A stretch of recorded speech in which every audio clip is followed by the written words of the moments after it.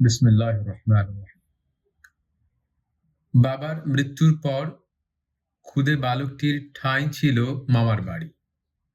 যদিও কিছুদিন পর সৌভাগ্য হলো মায়ের কোলে ফিরে আসা, কিন্তু বসবাস জল বিদ্যুৎহীন একটি কামরায়, বৈপিত্রীয় ভাই ও বোনেদের সাথে।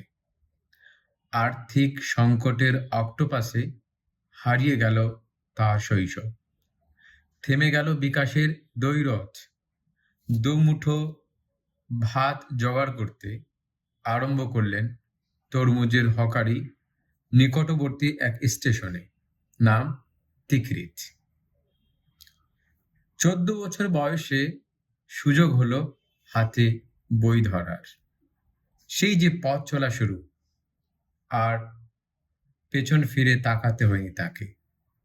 দীর্ঘ এক মরু পথ পাড়ি দিয়ে, চড়াই উতরাই ডিঙিয়ে তিনি সাফল্যের শীর্ষে পৌঁছলেন। কেশের শুভ্রতার ছোঁয়া লাগার পূর্বেই হয়ে গেলেন দেশের রাষ্ট্রপতি। তিনি আবু রাকাত সাদ্দাম হোসেন। তার সঙ্গে আইডিওলজিক্যাল আমাদের অনেক পার্থক্য, ডিফারেন্সেস থাকতে পারে, কিন্তু তার শূন্য থেকে শীর্ষে পৌঁছানোর এই কাহিনী আমাদের অনেকের জন্য অনুপ্রেরণা।